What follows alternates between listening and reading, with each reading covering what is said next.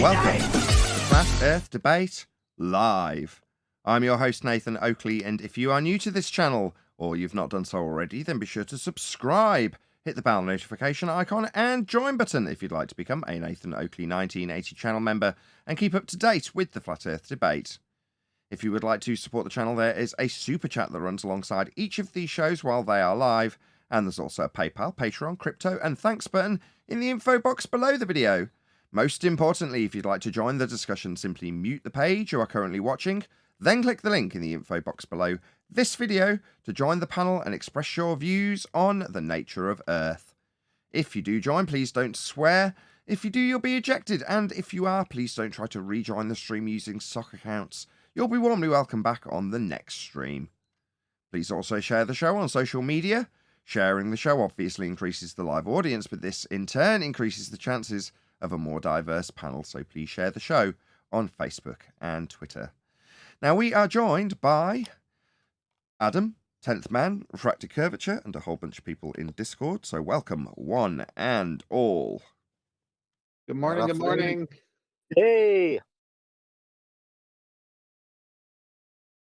Okay, well, enthusiasm level 3. Not bad, I guess. Today we're going to be covering this guy. More like 2. We're going to this blind, but difficult to... Is it OKReylos? OKReylos? Am I saying that right? What a terrible name for a channel. It's a hard one. Well, there we go. So I'm going to put the link straight away. Obviously, as is standard fare, go and let this guy know. Nathan Oakley 1980 sent me. As in, we here on Flat Earth Debate have responded to your video with a nice comment that won't get deleted. Hopefully, if he were to respond, he would put a link to this video in his. So that's the main purpose of sharing his, selfish though it may seem. But obviously, that will algorithmically assist this guy with you going over and letting him know Nathan Oakley 1980 sent me. So, 10th, did you want to preface this video in any way? A housekeeping question, 1 or 2. Any evidence of Earth curve?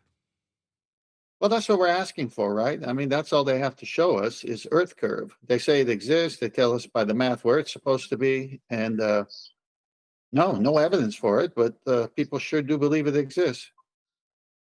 Any evidence of axial rotation of the Earth-based variety? I could do that one if no one else wants to.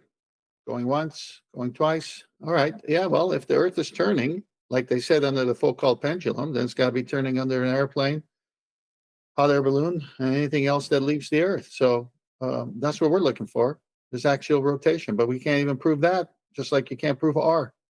Shout out to Michael Kahn, who's been a member for 23 months. Just using up his super chat to say, I've been a member for 23 months. Wow. Thank you for the super chat. Go ahead, John. You can't have an axis without a radial value. So, any evidence of the radius value? Might as well get 3 for 3. you can only calculate it from a flat plane, so that's a problem.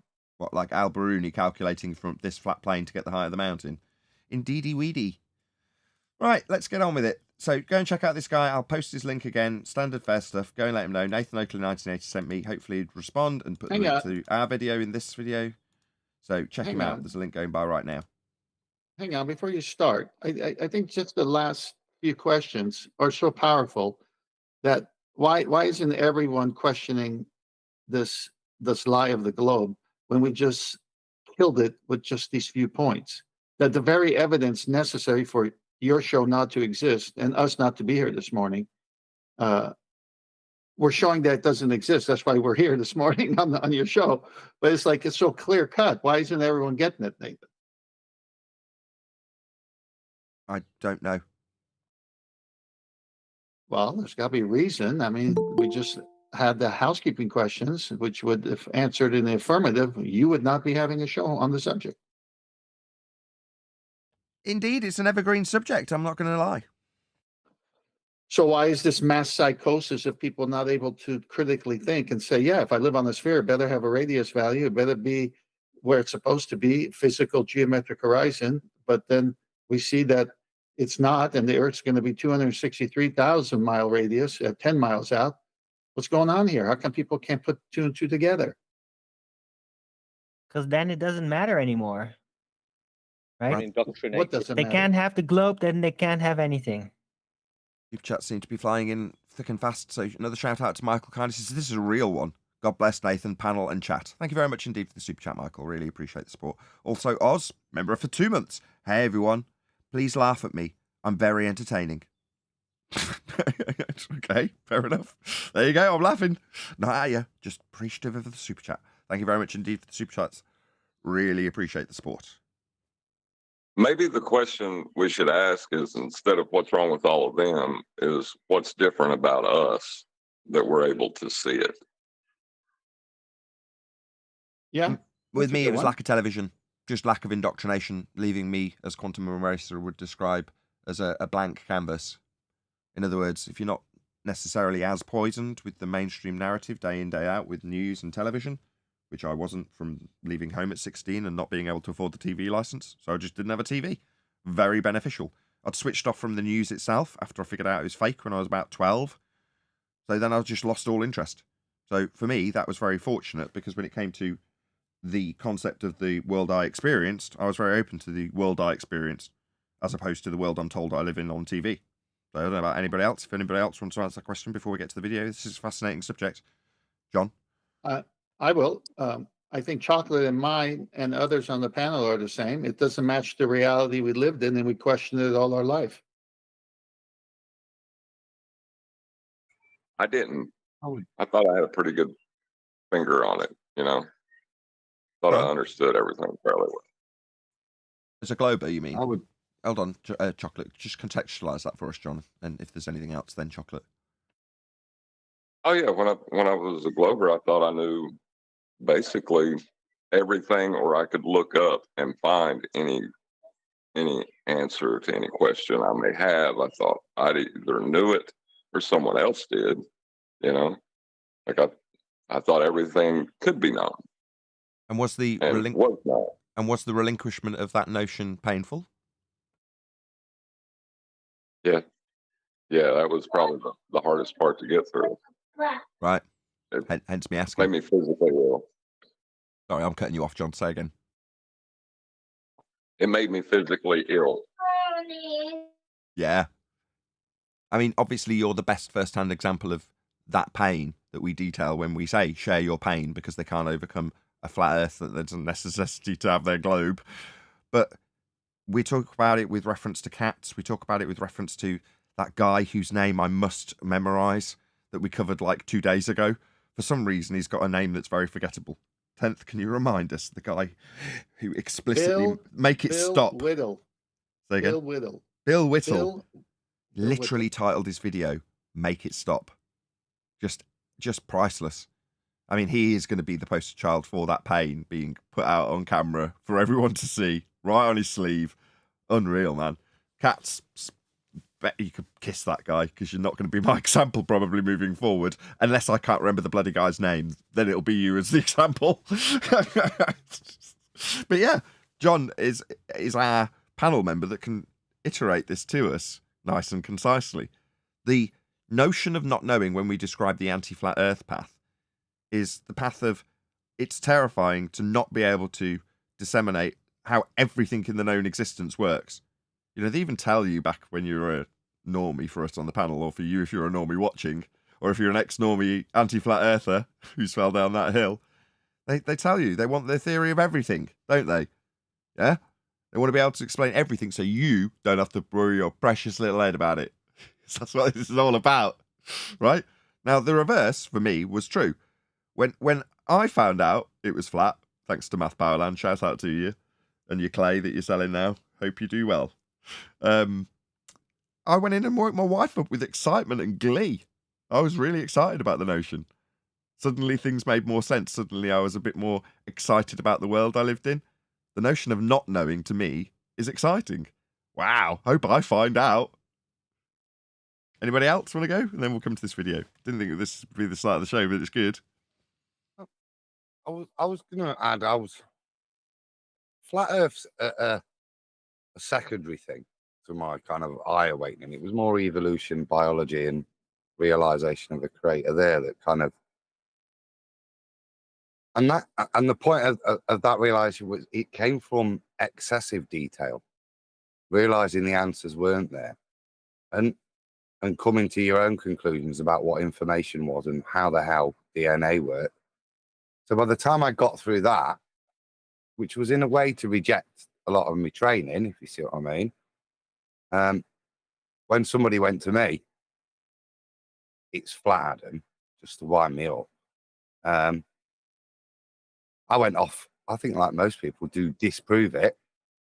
But as soon as I saw it weren't there, it was quite an easy transition, because it wasn't as paradigm. It is paradigm shifting. It completes the circle for me, but it wasn't the key step. I'd already started to question it. I say from a different position, not from ignorance and not being exposed, but overexposure. So the opposite to you. But then flat Earth was easy after that, I think, really, because if you're accepting everything you're being told is a fib, to see another fib. But, and this is the good thing of it, it kind of joins it, I say it completes the circle. This is one you can verify. All the evolutionary and biology and that sort of stuff is still hard to grasp. But you can go out there and you can see the lack of curvature. And that's why I bought my P900. Just to finally just to see it myself, not other people, but for me to see it, that it's true. Yeah, I'd already done all that. I owned a telescope, and I'd pointed it towards the horizon because my folks lived on the top of a hill. I tried to see a tower that was miles away. I couldn't name it if I tried, but I remember my dad pointing it out, how far you'd have to have a really clear day to see it, and setting up the telescope and trying to see it. All those sorts of things I'd already done. So I had no desire to go out and buy a P900. Actually, I sold my telescope shortly after coming to Flat Earth because I'm like, yeah, I've not, don't get me wrong, there was things that I hadn't done. I was more keen to do things with smaller aperture cameras, so like camera phones, because they were far more useful in terms of proving how these effects work on the micro scale. If you can show diffraction limits with a small aperture because you've got the Rayleigh criterion in effect with a smaller lens, coming in quicker, basically. The limitation to the angle is going to cause that effect quicker. Back in the day where I felt the need to actually explain why the horizon does that. Now, no. Why would I explain that? That's your claim, with your hill, with boats falling over it now, isn't it, for you globe believer? You explain it, I'll debunk it, then I'll laugh and walk away.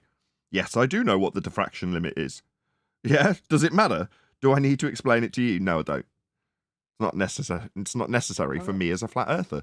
I can utilise the horizon to establish a horizontal, but that's not explaining why boats fall over it in your estimation as a globe believer. So times have changed drastically. But in terms of the use of cameras, I can totally understand everybody rushing out and getting a P900. I had a different attitude. So there's certain things that would be occurring in, specifically when observing stars, that people were putting out. I'm going to have to name and shame, I think it was Eric DeBay. But again, quite an early video was me debunking the notion of these wibbly-wobbly stars that people were getting in P900s. Like, that's not what they look like. Well, that's not what they look like to me in a telescope, let's put it that way.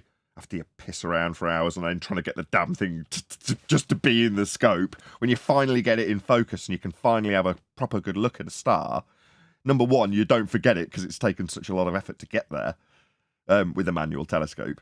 But number two, you remember it. And as soon as I saw that stuff coming out from P900s, I'm like, nah, this is wrong. It's out of focus. There's something incorrect here. And I remember watching someone else who knew a lot more about cameras. Me, I'm reasonably good with cameras. I used to sell them. One of my first jobs was working in a camera shop. So I'm reasonably familiar with how cameras work. But in this instance, I didn't know how to solve the problem because I hadn't got my hands on one of those cameras to mess around with it. But someone said that you put a piece of paper in front of it or something like that. It just makes it refocus or something along those lines. And I remember someone showing me adjusted images from someone who knew how to use the P900 and they got it to look like I'd seen it through a telescope. I can't remember which star even, it was such a long time ago. But there's things like that I'd be more inclined to, things don't change, do they? To debunk the flat earthers' claims. No, that ain't right. Not as far as I'm concerned. And it wasn't like your average Joe Normie would be more likely than myself, from personal experience, to conform. Oh, I'm in a new group now. These people like DeBay know more about this than I do. Me, I was like, nah, not buying that. In water? What? Wouldn't it all fall on us? This is nonsense. I don't like any of this. Why is the water suspended above us with lights being solar? What's the word? Solar luminescence. I think that's the word. Oh no, Yeah, that's the word. luminescence. Right. There's a load of crap. Say again. That's the feast of nonsense, right? Yeah, that's the feast of nonsense. All right. Sorry, John. I'm agreeing with you so much. I'm doing what I tell my panel not to and cutting you off by agreeing. I'll shut up. After I've shouted out to Waddle. Shout out to Waddle. Gifted membership allocations are random, Nathan. Oh, thank you for letting me know. I didn't know. So if you're just in the chat, when someone gives memberships, there's a good chance you'll just get it assigned to you. Oh, well, I didn't know. Who's got their screen presented? After John, whoever that is. Go ahead. John, sorry to interrupt you. The dancing lights prove, right? The dancing light of the star of not properly focusing on it. It proves that the Earth is a star in a jar. It proves that somehow. Oh, this brings me back. Go ahead, John. Well, I was going to say, that buffer area of correlations and logical fallacies, all of those misnomers that people grab onto when they first come to this subject, it makes it really hard to figure things out because it confuses you with nonsense and sends you off in a bunch of wrong directions, It's why the anti-flat earthers, when we use that analogy, have their guns pointed out away from us. It's because the outside of them is the feast of nonsense. So it's like another layer that keeps us hidden. Gotcha. And you can have people refuting the feast of nonsense on the globe side, keeping it nice and contained, one onion layer up. Yeah, I agree. Again, how that's organic, I fail to see. It just seems like that would necessitate some form of orchestration, would it not? That's maybe just me being a conspiratard. I don't know. Maybe men have naturally formed that layer. Definitely pesticides involved. Hold on. There's definitely an intelligence involved. I don't think it's a human intelligence. Oh, really? What the hell are you babbling about, John? Well, Any evidence for non-human intelligence? Yeah, there's definitely evidence for a God. We're not talking about that, though, are we? Unless you're talking about God and the Creator, the original knower. Well, either the original knower or some like algorithmic design within his own mind that helps govern functions within our reality. Well, one of the two. Something that we could later crudely describe with natural laws, you mean? Possibly. At the beginning of entropy, God is there, right? Smiling. So, yeah, I don't see why not. Maybe there is an external entity that's keeping these things ordered in a way that they are balanced, perhaps, let's say. And therefore, perhaps we are deemed to be balanced under the onion skin of people who make a lot more money on YouTube than me. And I'll just have to accept that. But within physics, you can't prove that God is an intelligence that we can interact with, right? We can infer it. We have the ontological primitive. It's absurdly logical. It's like the only way it could be. But there's no proof that it is like a participating intelligence. It's a designing original intelligence, as far as we can determine. Honestly. The existence of the physical itself is dependent upon the existence of God. Yes, but my point is, it's not an intelligence that we literally can interact with right now as an intelligence, right? The intelligence is the manifestation of everything, but it's not an interactable intelligence like that, right? Okay. We just infer it. Sorry to interrupt. Just shout out a couple of super chats. So shout out JMals24 says, feel free to take at least 4 more hours to work this out. Thank you for the super chat. Really appreciate the support. Also, Goldie, who's a mod over on Growing Up in Scientology. Great mod. She's been emulating Divergent Droid's moderation style, shall we say. Shout out to you for gifting a membership. Really appreciate the support. Thank you very much, both of you. Can we get into whoever's got this blank screen on? Because it's... I just want to say, whoever's got this blank screen on, I want to cover that because it's currently just making the stream have a blank stream. You know what I mean? I'll do it quick because it's just to go back to that point in terms of filming of the stars. So this is one of my P900. There's two types of flare, lens flare. You get that kind of hexagonal stuff that you can put the paper in front of, and then I don't know this.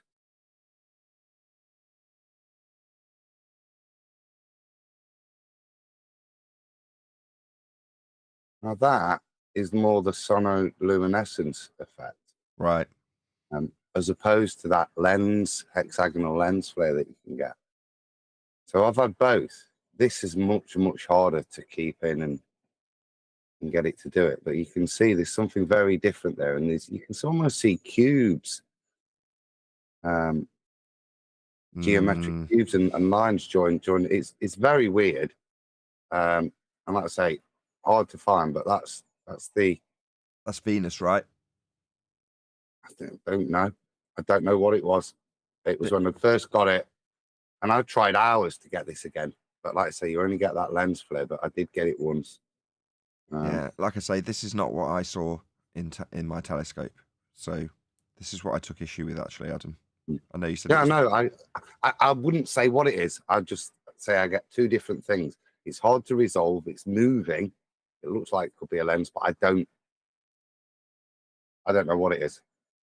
That's why it sits there unused. But perfect. I'm glad you've got this thing. as opposed to the other thing, because I don't know what you were talking. You said some hexagonal thing, which sounds a bit more obvious in terms of it being a camera issue. This is less obvious, but I would still say is a camera issue. Because it's not what it, like I say, this is never the view I got. I never got this. Now you're saying it was hard to get and you couldn't get it again. Meh. Okay, fair enough. But I spent plenty of time in the telescope. I've got plenty of views of stars of varying types. I don't know. Maybe this is an effect that could be replicated time and time again with a telescope that's not got any digital interaction. But I certainly didn't see it. Let's put it that way. Nathan, can I give a comment on the previous subject? Yeah, sure. All right. Well, for the Christians, the scripture in Colossians chapter 1 gives indication of what holds everything together.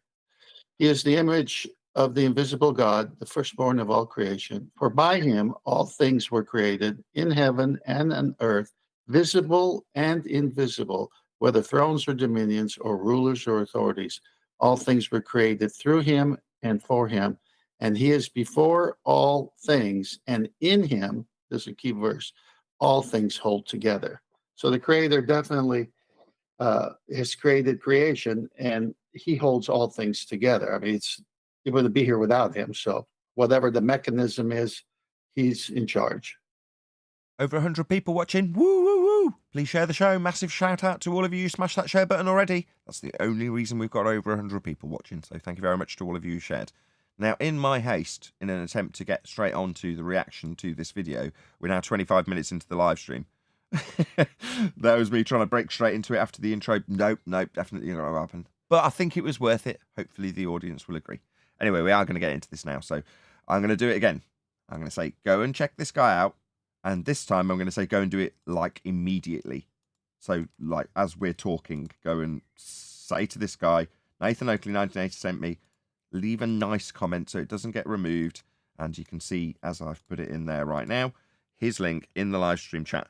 Now, everyone else, don't stop me starting this video because I do want to actually get onto it. Okay, so I am going in blind as always. Why does the vacuum of space not suck away our atmosphere, begging the question, sphere-shaped air? Okie doke. Well, let's do this. Once I've adjusted the size of the screen a little bit. Hi. About a year ago, I made a video about long-distance photography, and I got a lot of comments on that one. And one question that was asked surprisingly often, given that the video was about photography, was... So first thing, yeah, get your mic closer. And if you're going to do it in a room with completely bare walls, mic as close as possible, gain much lower. Because I can hardly hear what you're saying. It's just a load of room noise. Why does our atmosphere not get sucked and distortion into outer space? And it turns out that no matter... Go on. He said, why does our atmosphere not get sucked into outer space? He doesn't understand how vacuums work. The gas pushes out. It's not getting sucked by the vacuum. He's saying that's a question he got. It's malformed, is what I mean. Okay, so if he got that question, if some flat earther approached him and said, why does our atmosphere not get sucked off into space? Well, you don't understand how a vacuum works. The vacuum is a lower pressure system. That is to say, there's less in it, according to the estimations of a globe believer. Well, gas pressure would be the force it exerts on the walls of the container as it exerts it pressing outwards. So the high pressure would fill the low pressure of the vacuum. Atmosphere is a begging the question fallacy. It assumes that air takes the shape of a sphere around a sphere Earth in a sky vacuum. So we've already got to the point where, because he's used the word atmosphere, he's already begging the question of air being in a sphere shape, arbitrarily stuck to the outside of a sphere in a model that required a flat Earth to make. So, this is dead out of the gate as far as I can see. No matter the context, that's actually a pretty good question because it's not really all that easy to answer. Now, the standard way to answer that would be to talk about gas dynamics, fluid dynamics, thermodynamics, and then talk about pressure differentials and entropy and what have you. Excellent. Precisely what we just said. Let's see if you do that. But it turns out that that's really not all that helpful if the person who asked the question doesn't... So let me get it right. He's just listed all the things that would describe how the world works, like entropic law. But in actuality, that's not all that useful. Why not? When describing how gas behaves, you wouldn't use laws that describe gas behavior. Seems like it'd be very useful. It's useful for describing gas behavior very well. It's not useful for keeping the paradigm of a ball together. Right. already know all of these concepts and isn't already familiar with all the physics that goes into it. Laws of nature aren't physics. Laws of nature are merely descriptions. Physics would be the study of the physical and natural world. That's natural science. Physics is the study of natural science. That's the scientific method. When you're talking about physics, which all sciences fall under, it's science because it's the establishment of cause and effect. Laws of nature are just descriptions of things that happen always. In this case, what happens with gas always? It always expands to fill the volume. If there's a lower pressure system, the high pressure system will go into it. It's a law of nature. Not Nathan, physics. I think you may have missed a key point. If you can replay that segment, last 5 seconds. I think he's saying it wouldn't make sense if the guy asking the question isn't familiar with what he said previously. But it turns out that that's really not all that helpful if the person who asked the question doesn't already know all of these concepts and isn't already familiar with all the physics that goes into it. So I figured I would try to answer the question from a first principles point of view by using a very simple simulation that hopefully shows all the effects that we want to see and then gives a very simple answer to this particular question. So let's have a look. The simulation is very simple. It only has 3 rules. Rule 1. Atoms fly through empty space unimpededly. There's no friction or air resistance because the atoms are the air. There's no other medium. There's no attraction or repulsion between atoms. Atoms do not affect each other at all unless, Rule 2, when atoms bump into each other or into the walls of the container, they... That's it. That's it. Pack up. Atoms bouncing off the walls of the container. That's it. It's the end of the argument. Anybody else want to add anything? That's why I posted this video, because he shows a container. Okay. It looks not like atmosphere. There's walls. There's no walls on a ball. they bounce off according to conservation of momentum. According to the conservation of momentum. Is that correct? Don't know what Well, it's if it means Are elastic collisions described with the conservation of Yeah. momentum? Yeah, so there's no energy lost. It's just conserved and transferred. Okay. And conservation of energy. In other words, atoms bounce like idealized billiard balls. Rule 3. Atoms fall down. If one goes up, it comes back down. Indeed, Does it? Oh, yeah. There, we got an issue, haven't we? Sorry. Rule 3, atoms fall down. Gas go down, go boom, boom. Sorry. Seems What to be. gas is produced in the sky and falling down? Gas does not fall down. Let's just have a look at one of the examples on screen now. I'm going to play this. Let's just change the speed to 1/4. I want you all to watch this particle and tell me if it's falling down. Detail, there's a constant down. I'm pretty sure that gas particle... Oh, what do you know? In his diagram, that has randomly changed direction of its own volition. Just watch that again. No, it's worse than that. Where's Brian? Look at it. Look at the lines and look at the collisions. Now, if these are truly elastic collisions, they should be straight lines. None of them are straight, look. They're all arcing because there's a downward force being applied. So after the collision, look, everything starts to arc. There's no straight lines whatsoever. This is not gas behavior that's being described here. Also, the idea that it falls down is wrong. He should be saying that the Earth is rising up if he wants to stay with Einsteinian. No, but look, he's That's the putting atoms themselves. a downward vector in this. He is claiming gas go down, go boom, boom. You can see from the shapes of the lines and from rule number 3. The only way atoms can fall down is and this, see, you see the light when they're going up, you can see they start to arc down like a NASA rocket going into space. You see an arc starting to form. That shows that wouldn't be gas behavior. It's a straight line. There's no arcing. A straight line vector based on the last collision. He's applying a gas go down, go boom, boom. So this is just pointless because it's not simulating gas behavior that he can then take to his ball earth. It's simulating ball earth gas behavior with gravity or something, creating rule 3, which is in defiance of gas behavior. Awesome, And- awesome, Adam. You picked it up so quick. That's great. Just one sec. I just want And to it's shout out also- Goldie. Just one sec. Goldie says, in addition to the other important truths I've learned in the last few years, one of the most important is never use GoFundMe. Give Send Go is a great alternative. Heart, heart, heart. So given that I've currently got a GoFundMe campaign going, I think I might close down that GoFundMe campaign as it's died on its arse anyway. But thank you very much indeed for the super chat, Goldie. Really appreciate the support. Thank you very much indeed. And I will take it on board. I won't do any more GoFundMe campaigns. There will be Give Send Go in the future. Thank you very much for the super chat. I wish I would have known about that. Either way. The principle that he's basing that on, the idea of going down, is over 100 years out of date, and that's not what heliocentrists claim. I don't know what he's doing. Well, maybe you could show us an example. Can you show us gas falling down? So perhaps when I gave it as a flatulence example, and I'll just give the same example again.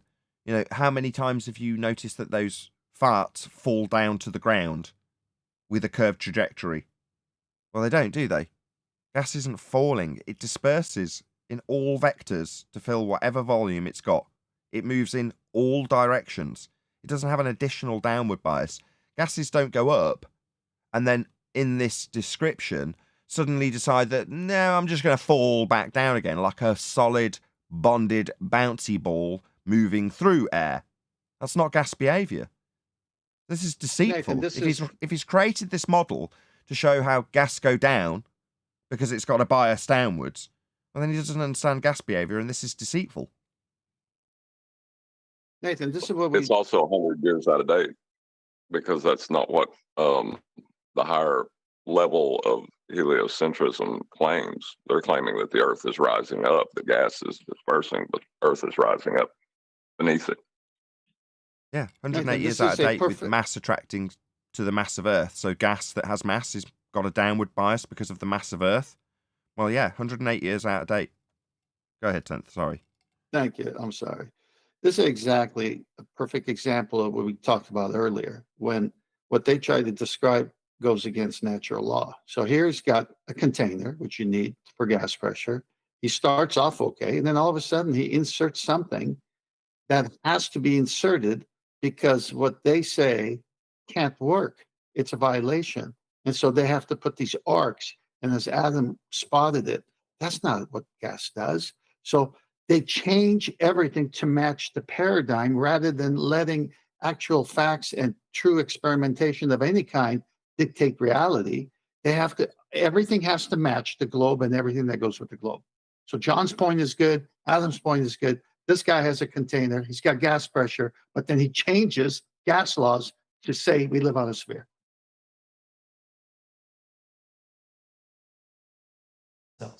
And that's it. There are no other rules.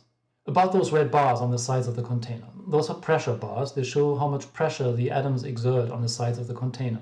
You can see that there's a small pressure spike every time an atom hits the side of the container, and the size of the spike is proportional to the horizontal velocity of the atom. This will become important later. For now, notice that the pressures are not at all uniform going up and down the sides. That's because pressure is a macroscopic or statistical property of a volume of gas, meaning the average of all interactions between a mind-bogglingly gargantuan number of individual atoms and the surface of a container. Like the surface of a container or the surface of the bottom of the container?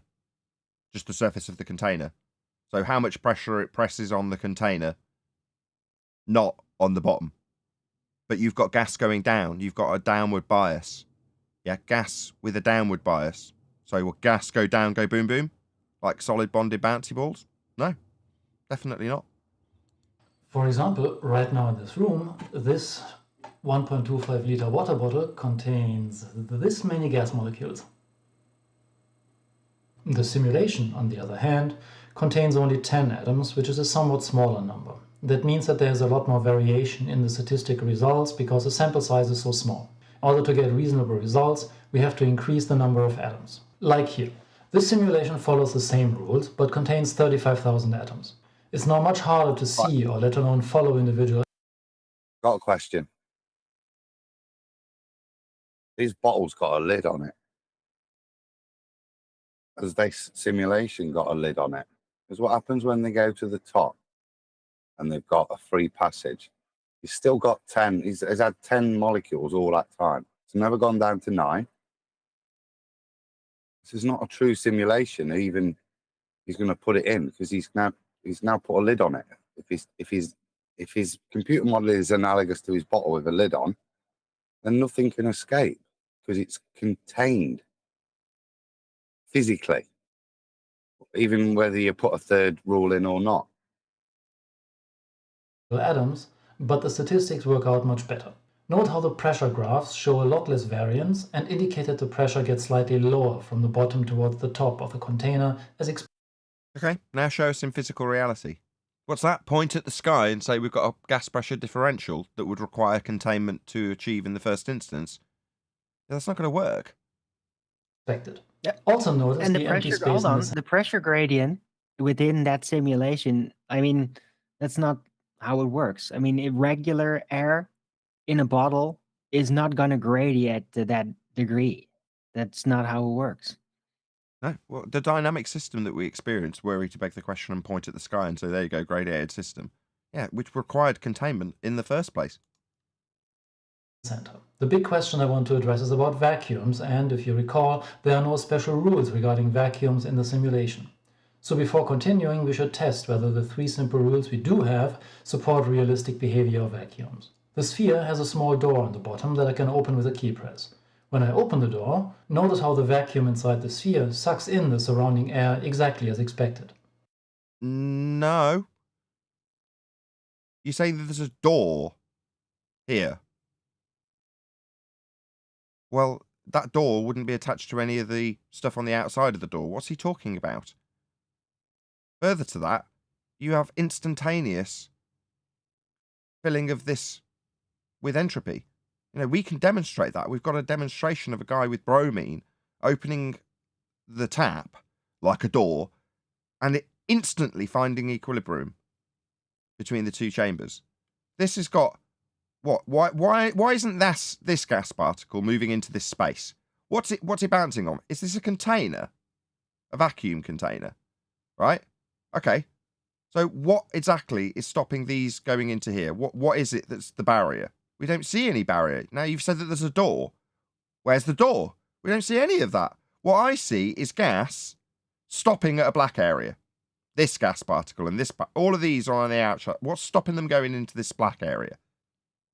Like in line with entropic law, if this is a low pressure system, you're saying that this is a contained low pressure system. So in order to have it separated from the gas, you'd have to have it contained. Yeah, you can't have a vacuum without a container either. But you seem to have arbitrarily assigned an area of space that gas just won't fill. But there's no container being demonstrated. So the same works both ways. Yeah? In the same way as this vacuum without containment would immediately have the gas going into it.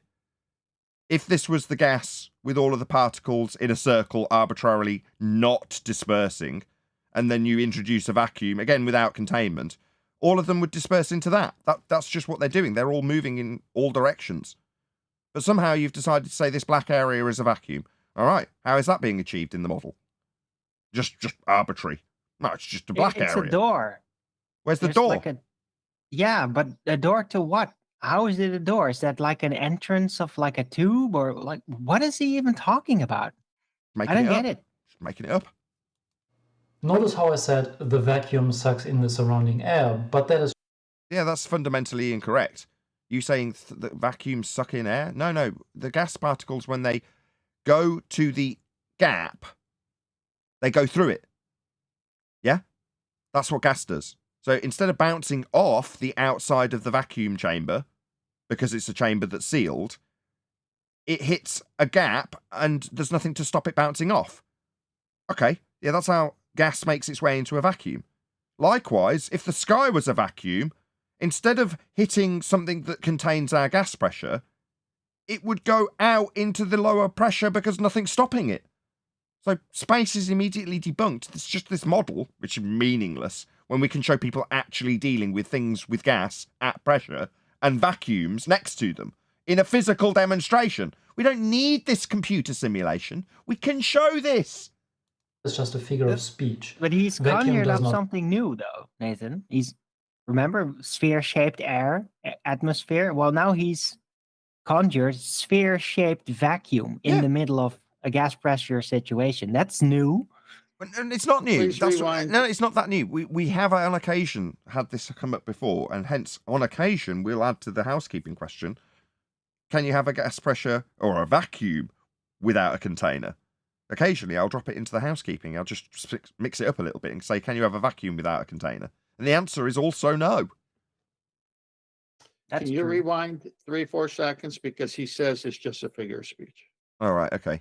Well, James Richards super chats and says, when people hear something that goes against their beliefs, they plug their ears and yell, la la la la la la la la la la la la la. If they would actually listen, they would have understanding. So sad. Thank you very much indeed for the super chat, James Richards. Really appreciate the support. You want me to go back 10 seconds, do you say? Suck neither No, just sucks about in 4 the surrounding seconds. air exactly as expected. Notice how I said the vacuum sucks in the surrounding air, but that is just a figure of speech. Vacuum does not suck neither in this simulation nor in reality. What is actually happening is that the vacuum does not resist atoms randomly flying in from the outside because there's nothing there with which to resist. Oh, right. Should we just hear that again, ballers? Simulation or in reality. What is actually happening is that the vacuum does not resist atoms randomly flying in from the outside because there's nothing there with which to resist. So the vacuum has nothing there with which to resist gas that we breathe going into it. So if the sky was a vacuum, there would be nothing to stop the gas going into it. Nothing to impede its direction of travel. Now, gas isn't falling. Yeah? It doesn't change direction. That's not how gas behaves. If, for some reason that will become important in a moment, the surrounding atoms were not being forced into the vacuum, the sphere would remain empty. In conclusion, the simulation appears to treat vacuums correctly. Now it's time to take the lid off the container and see what happens to its contents when they are exposed to outer space. Here's what that looks like. Oh. I created a much taller container, we'll see in a moment, and left the top open. While we're down here at the bottom, we can see that the atmosphere's pressure, again indicated by the red bars, So if we were to zoom in, you're saying that at the top where there's a gas pressure gradient, we have a second law of thermodynamics violation. So at this point, we've got vacuum in this area. Well, every single molecule of gas would eventually fill that space. Every bit of space that was available to the gas would be filled by that volume. It's a natural law. So Still when you say, contained at look, the check top. it out, I've got a container without a lid and the gas still stays in it. No, you'll need to show us that in physical reality, my friend. You'll need to actually show us that occurring. With gas going down, go boom, boom, to not fill an empty space, lower pressure system in violation of natural law. This will not happen. You will not demonstrate this. There was an engineer at my old job that gave a presentation about taking the tops off of the containers, the gas containers, to save money, and everybody laughed him out of the room. Why aren't people laughing this guy out of the room? Because he's got a nice little simulation on a computer where we can show gas next to a vacuum with a couple of vials and then demonstrate the actual effect in physical reality of gas filling an available space because there's nothing stopping it from filling it. Like he described It's not 30 gonna seconds work, earlier. though. Sorry. It's not going to work, though, because, I mean, a bottle will not have a gas pressure gradient on the inside like that. And that's what it's supposed to represent, right? It's supposed to represent like a bottle. It's to that scale. Well, guess what? There isn't a gas pressure gradient with if you fill it up with normal air like that. It doesn't look like this. So it's just like, oh, that's nice how it would look with your bouncy ball air mechanics. Go down, go boom, boom slightly. But this is not the real world result. So your simulation is just immediately pointing out this is not real. Drops So, off quickly as have fun. altitude increases in the exponential fashion predicted by gas dynamics. As we move up the air column, not only does the pressure drop to zero, but so does the density of the air, i.e. the number of atoms per volume. Certain arbitrary point, the gas gets to, I don't know, about, let's say, here-ish. And about this point, it just decides, you know what? I'm not going to continue going in the direction that I'm going. You know? This is going to be, let's say, here, the Kármán line. So at this point, a gas goes in this direction and then goes, you know what? I am not going to obey natural law. I am not going to obey the elastic properties that the collisions with the walls of a container would dictate. I obey. You know what? I am going to stay here at the Kármán line, eat a few cakes, and then fall back down again. Well, that would involve the gas particle reaching zero velocity before it changes vector and goes down. I'm Sorry, about go a on. minute ahead, Nathan, just looking at this.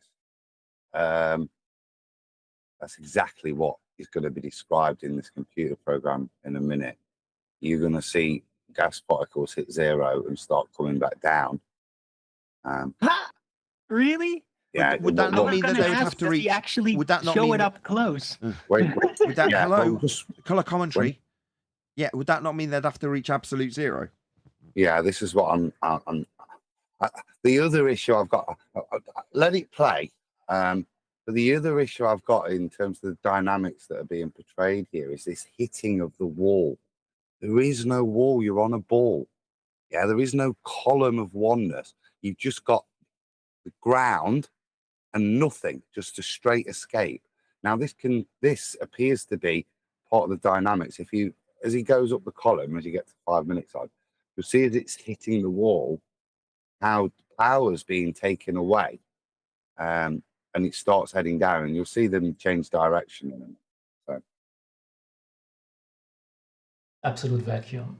No atoms are coming even close to the top of the container where they would disappear into outer space. Clearly, Top the of simulated the container, you see. Look, it required for this model to work, for him to model it to show these, he's had to put a downward force and provide containment all the way to infinity as he's done it. atmosphere is not being sucked away. But it's not being demonstrated on a plate. Do it on a plate. In fact, do it on a spherical surface and show how you achieved gas pressure in the first instance for it to then collimate. Because, as Adam's just pointed out, this is being demonstrated with a container and an added downward bias that would have the gas reach absolute zero when it changed direction in violation of the second law of thermodynamics. Idiot. Shout out to Goldie. Thank you very much for the super chat. If you relaunch with Give, Send, Go, I'll be your first donor, and I'll shut up on the matter now, probably. Heart.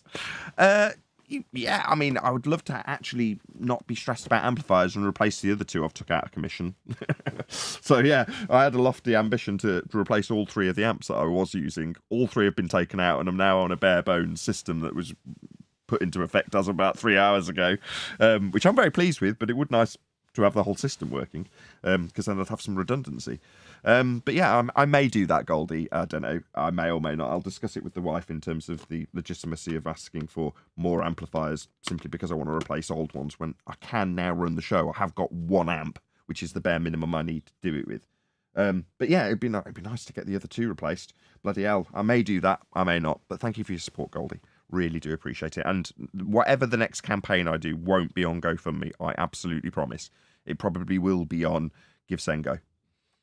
Thanks for the super chat. I'm going to turn atom trails to make it clearer what's going on here. The air is so thin at the top of the column that any atoms that made it that far up are no longer pushed up by other atoms. So pushed up. So in other words, they're being pushed up. So up. The bias is up then as they get pushed up. No. They move in whatever direction they're going. It doesn't make any difference. Up, down, left, right, down, all of the directions.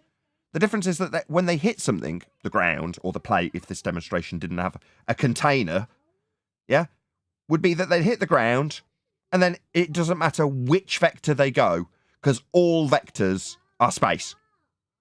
So all gas would instantaneously be in space. NASA even defines space as starting at sea level. So where do they go?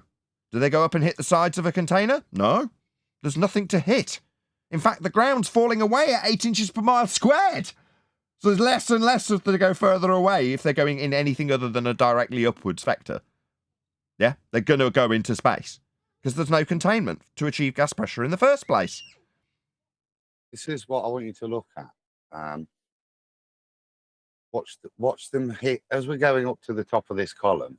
Watch what happens, but watch as they hit the wall. Now, there is no wall to hit, and they're heading off on a 60-degree angle away from the surface, right? But then they hit the wall, and they'll change direction, and they should still be going off on a 60-degree the other way, but they don't. It's something like 45, 50. It reduces the angle does. But there should never be a wall. Once it's got that 60, and there's no other gas particles in its way, the wall isn't there to impede it, change its direction, reduce its angle. But that appears to be what's happening in this modeling. And if you watch, you'll see how the angle it hits reduces, and this downward vector they're putting in will slow and then change the total direction of some of the molecules. I just want to do a quick shout out to One Deck, right? So I would have eventually resorted to doing this myself on one of the live shows, but I'm so pleased it's not me that has to do this for reasons that may become obvious. If not, I might have to explain why. Okay, so One Deck, who's on our Discord server, beloved member, has left a comment on this guy's video, and this is a perfect example, other than he put Nathan Oakley as opposed to Nathan Oakley 1980. But other than that, this is the perfect example of the kind of comment I would hope my audience would go and leave for X videographer when I say, go and let them know Nathan Oakley 1980 sent me. Now, what One Deck has put is, hi there, Nathan Oakley sent me. He has reacted, sorry, it's very blurry on my 4K screen. He has reacted to this video. I would recommend you take a listen and reply. Peace and love. And then he's put a peace sign and an angle. Very good. That is an absolutely perfect, other than it's not Nathan Oakley 1980, which is the channel name, comment. Yeah, because that well, won't get removed. That's ideal. Thank you, One Deck. That is brilliant. Thank you so much for doing that. That's why I can't do it. I would never be able to do that. Good job, One Deck. Yeah, it is. It's difficult to strike a balance between letting them know that we've reacted to a video, letting them know the channel name without getting the comment removed, not being indignant or telling them that they're wrong, but just politely letting them know that there's been a response video made. And that is absolutely, what I would hope others did in the same vein. A couple of shout-outs to D-Rose, 2 shout-outs to D-Rose. Let's just scroll back my my super chat screen. Regarding TikTok channel information usage, the greater the nonsensicality a channel posts, the more subs and followers acquired. Nathan, carry on in your quest for truth, as is. No offence to others. Thank you very much indeed for the super chat. Also, shout out, typo, quest for truth. Yeah, I got that. Thank you very much indeed for the super chat in all caps. D-Rose. Really appreciate both of the super chats and all of the support in general. Right, let's crack on. It's 140 people watching. Woohoo! Thank you very much indeed to all of you who shared. That's why there's 140 people watching, because people have smashed the share button today. Bumping into them from underneath, so their remaining vertical velocity bleeds off quickly, at which point they turn around and fall back down again. Boom! Adam called it. And that's really all there is to it. No. All there is to it. Go on, Adam. Go on, you can have this. Just look at the little ones. Look at these little arcs where they're going up like bouncy balls in a fish tank. Yeah? Look at what he's ultimately describing. Hillbilly blue balls is what he's described in maths. He's not described gas behavior. You'll see them. Yeah, if this was true, then you could carry gas around in long columns without lids on, without any issue, because all the gas would go down. You just need a long enough column, and then you don't need a lid on it. That's what he's saying. Oh, really? So let's see, maybe if we had, it'd be so useful if we had someone who'd maybe like taken a really long pipe and filled it with quite an inert gas, like, I don't know, butane or something. That would be really handy, because then you could show this numpty that gas will still fill space, regardless of the constriction of a container, in this case pipe, that's very long. The gas that's inside that pipe is moving in between the already in existence gas pressure that surrounds it. Now, it might have a limited availability of opening to get through and an already existing gas to work between the gaps of, but with enough time, the gas will fill the space. You know what? There's a law that describes that relationship. It's called entropic law. It's the second law of thermodynamics. You won't be able to take a pipe, fill it with butane, and then come back 3 hours later and still have an absolute crap ton of butane just still hanging around in there. It will fill the space. That's what gas does. If it didn't do that, it would never make it to the top of this column in your example, would it? Because it would all pool at the bottom. Obviously, the gas has made its way up to get to the top of your example now, hasn't it? So given that you've got it with a downward bias, does it only take effect when we get to the top of the column? That's a container. No, gas behaves the same. All gases. They all expand in all directions at a high velocity to fill whatever containment they have got to fill. What goes up must come down. No, not with gas. What goes up must come down? Really? So if you've got something at the bottom of a pool that detaches itself from the surface of the pool, does it go down? Or does it float to the top, to the surface? Because that's only true in the medium of air if you chuck a solid through it. So what goes up must come down, really? You ever released a helium balloon? What about clouds? They come back down as solids, do they? Oh, no, my bad. No, they're falling down as gases, aren't they? Oh, no, my bad again. Yet they come down as liquid, having gone up as gas. Occasionally they may fall as solids in the form of ice, but they're not falling back down as gas. Show me water falling as a gas. Can you do that? Oh, no, I'm just looking at a cloud out my window right now. Yeah, as it changes phase to come back down as a liquid through the medium of air. Yeah, but it didn't come down, the gas. It went up through the pressurized system that was in existence for this dynamic system to occur.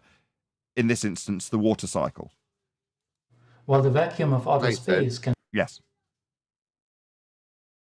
Before you might round out this show, I don't want you to do it before I present a gas model simulator that's different to this guy's, but is used to demonstrate gas behavior.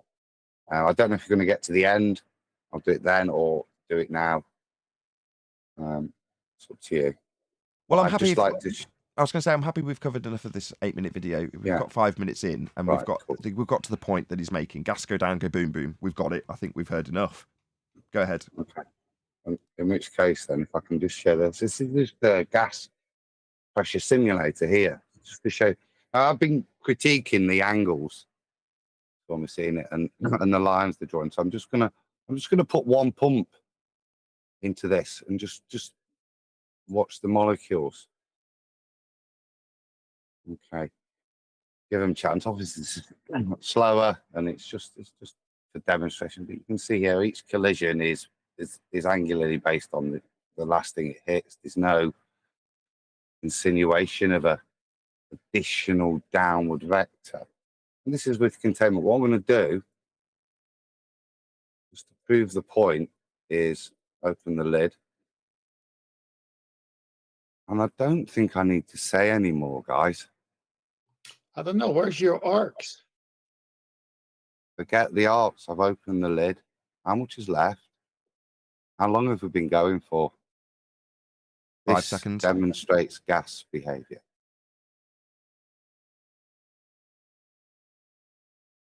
Yeah, in his demonstration, is 9 or 10 particles all remained inside, and he obscured the lid, didn't he? Yeah. So we never get to see the lid in the original demonstration, and then we've just got a column. All right. So containment, regardless. This is going to go up. He can have his column all the way up. Where are they going to go? Probability. There is no other way for them to go. They will always fill the available space. Some might stay, look, through luck of collisions. We've still got a few left. How many have we got left? How many did we have? He had 10 all the way through. And even with his column, could make the column bigger. We'd have to watch it for longer, wouldn't we? But eventually, look, gas will fill the space. Now imagine if I do that, I'll pump it again, but what I don't have is, can I move that? Yeah. Imagine if I've got, no sides. Just think about how much pressure is in this central zone. Look, I've made the width. I've got rid of the width. How much is left in the middle? There's nothing. Yeah. And if I can open the top. Now bend it into a sphere. So there's no sides ever. The only way is out. Every way is out. How long would it last then? And Well, it's not how long it would last. We'd never develop gas pressure. So if you had the sides on the left and right removed and just the pump with a line along the bottom, let alone a spherical surface, as soon as you pumped that gas, some of them would go and bounce off the flat line along the bottom. In other words, the gas would come out here, and some of it's going to come out, bounce, and then go off into space. But the majority of it's just going to go off into space. But we're never going to have a circumstance where they come back down again, because there's nothing up high to bounce off to come back down. So they all just immediately vacate into the area of volume that they've got. They never develop gas pressure. So this that Adam's showing now, as he pumps the gas in, most of it is going into free space. In whatever vector it's travelling, well, that would be the vacation of any gas that was ever developed to not give us gas pressure on Earth, as it just immediately vacated into the sky vacuum. Or to put it another way, outer space is fake. Without the container, there can be no pressure. If you are watching this on either Nathan Oakley 1980 or Nathan Oakley Premiering Streams, then stay tuned, as there will be an after show to follow. Unfortunately, though, if you are watching this live, this is where we bid you farewell. So another massive thank you to all of you who smashed the super chat, liked, commented, shared, subscribed, joined as a Nathan Oakley 1980 channel member, gifted memberships, and all that good stuff. Once again, stay tuned if you're watching on an after show. I've been Nathan Oakley, and I will see you all in the next video.